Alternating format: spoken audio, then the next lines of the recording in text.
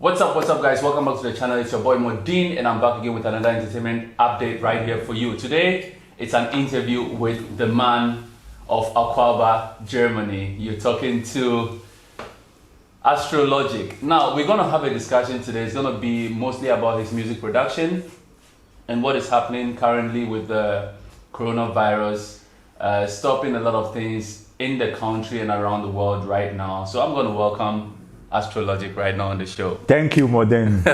He's the man. He's the man. Oh, Charlie. So, when it comes to music production in Germany and promotion especially, we have a lot of names out here promoting people, right? And for Ghanaians, we all know one name, Akwaaba. Akwaaba is, I think, originally from the UK. Yeah. And then we have Akwaaba Germany, we have Akwaaba Holland Belgium, Akwaaba US, okay. Akwaaba France, and all over the world. Okay, so he is the main guy for Germany. Now, let's get on. This is how I see promotion. Yeah. When I think of promotion, I think of it in three ways. I think of music, I think of marketing, and I think of business. Yeah, true. So whoever is doing promotion should have all these branches within one. So I want to base this interview on the branches. When did you have the feel for music where you thought, okay, you connect to music on a certain level? Okay, that's like, thank you for your question. That's like, if I should think way back, I used to do rap music myself. Okay. That's like 11 years ago. I was in a group called the Squad Boys. Okay. That was a group formed of 5 Ghanaian rappers, okay. And we couldn't make it work because it was a kind of conflict in the group. But having love for music, then I was like, okay, let me move to the next step, organize something and see how that will come up. So that's how basically the whole thing started. After not working up in the rap group, then I was like, okay, let me try to organize something even for ourselves, because it was difficult to get a platform as an artist to perform your skills, your art. So I wanted to create a platform for myself as an artist. So that's how it started with the entertainment. Okay, so then this question just comes to mind. You created a platform. Has it been rewarding? Well, now I would say yes, but in the beginning, where we're coming from, to even get Afrobeat to a new audience, like we are in Europe, and back in the days, Afrobeat wasn't known like now. So I would say now it's rewarding, but way back it was just sacrificing, doing it for the love of it, but now it's rewarding. Okay, so talking about sacrifice, who was the first artist you put on the bill to say this was your first show? How did it all start? Okay, my first show was like, it's like falling down from a story building, a 12-story building floor, hitting down on the ground. So that was like an awakening. Okay. It was a big slap in the face. That was with Rough and Smooth. Okay. But then I was living in Holland. Then I did a show for Rough and Smooth in Belgium. Okay. That's like 8 years from now.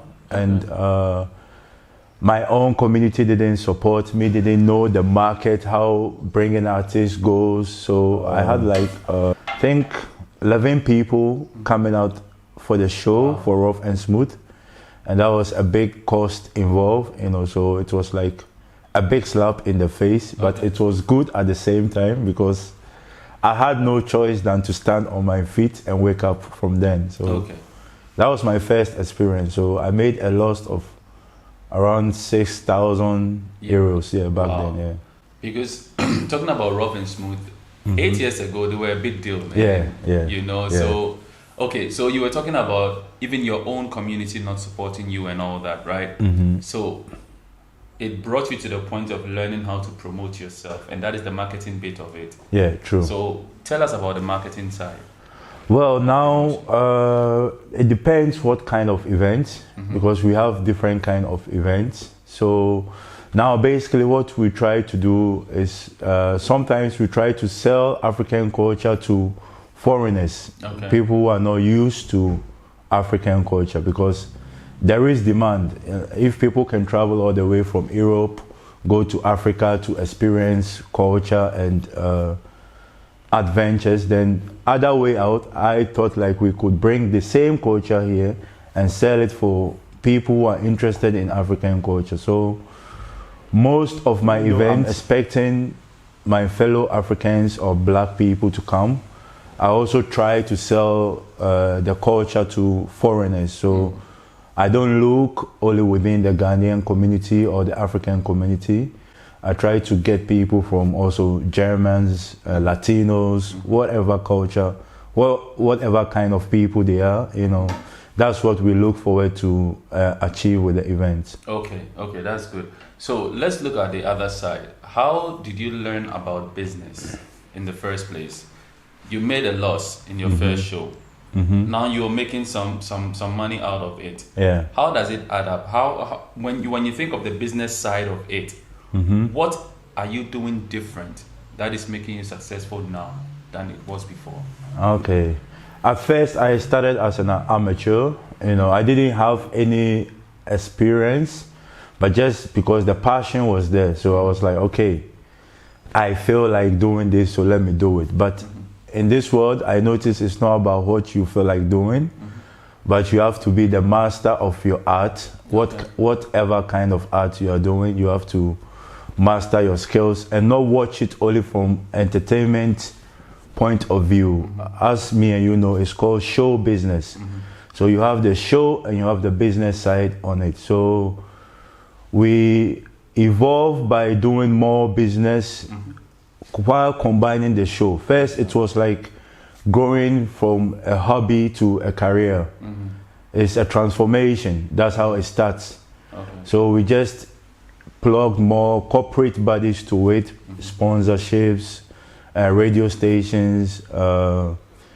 We involve the corporate bodies to it to make sure that there are a lot of corporation involved in one show. So we are not looking for income only from the gate. But like example, getting a record deal out of a show, selling CDs, bringing sponsors on board.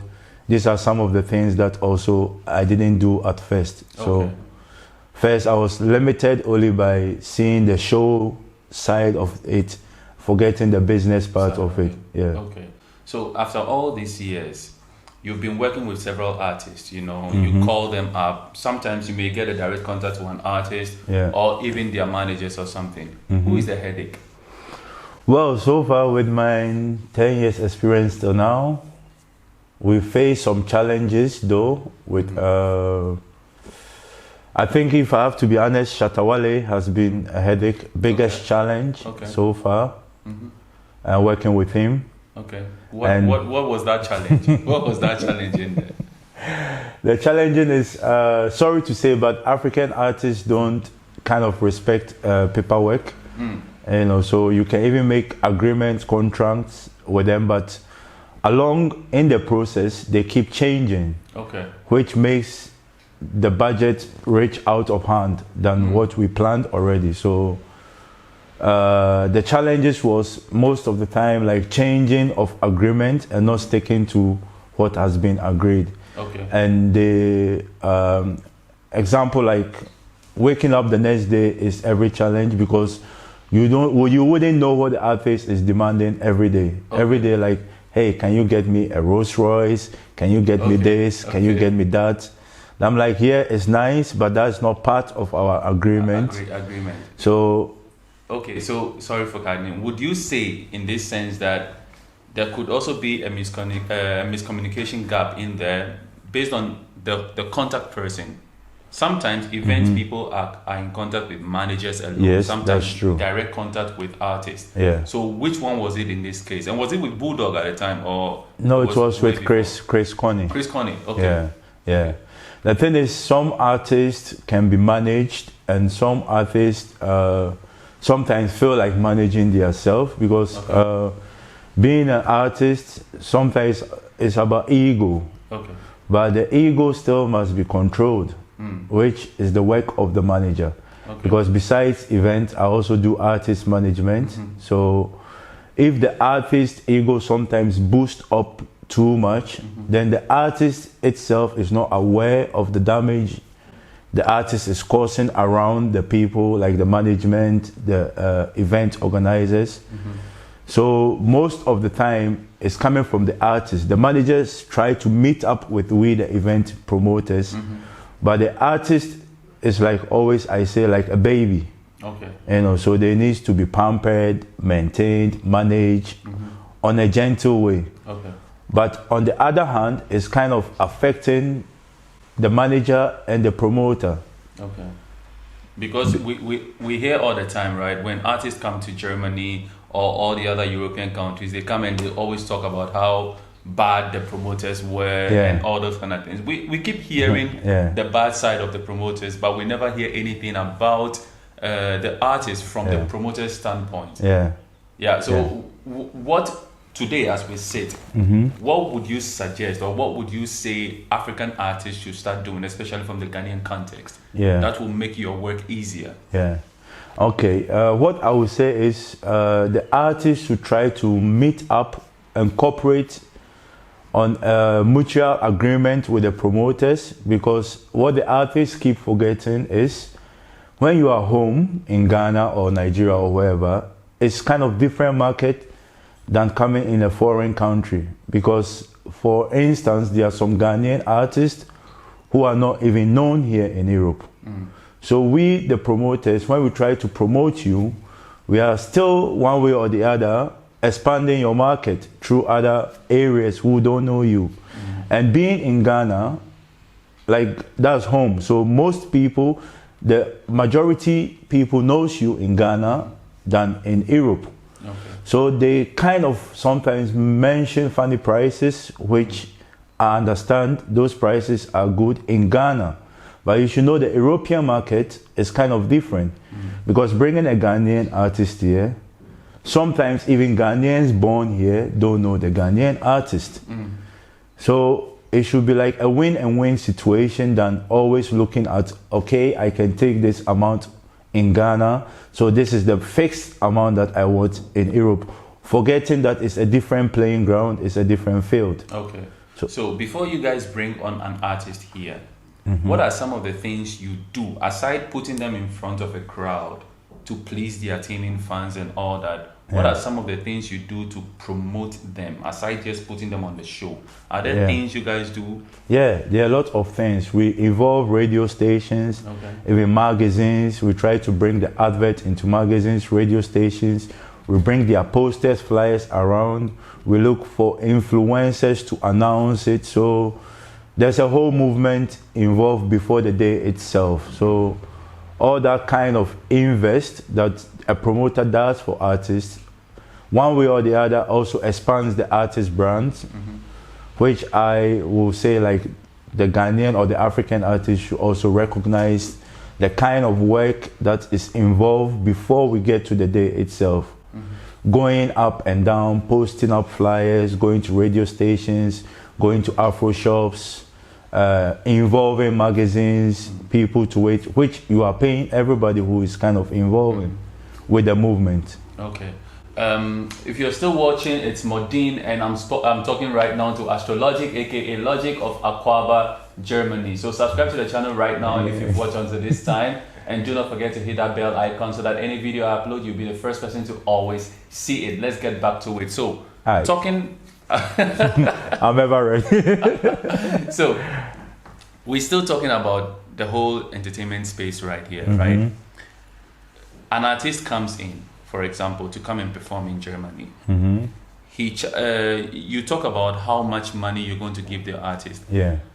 Has it ever happened that an artist gets here and says that, for example, for reasons beyond your control, you couldn't get the money for him because the terrain here for organizing shows and getting the money, people buying tickets and everything is different. Although the artist is here, but you don't get money to pay. Has it happened before? And what do you do in such situations? Well, I would say, if I have to be honest, it happened then, but that's like 6-7 years ago in Holland.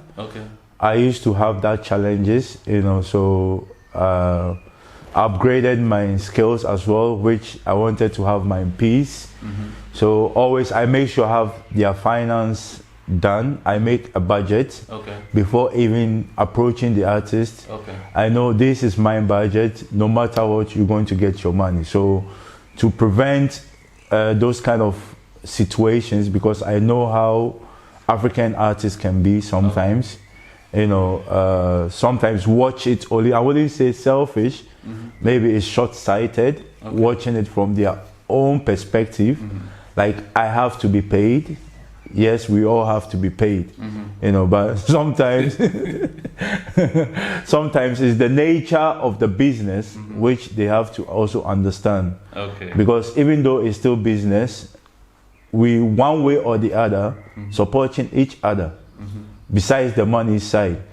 But because of the funny attitude and funny reactions which I don't want to receive, most of the time I make sure I have my finance, budget, everything set before I approach the artist. So there's this school of thought that European promoters are not serious. They don't think big.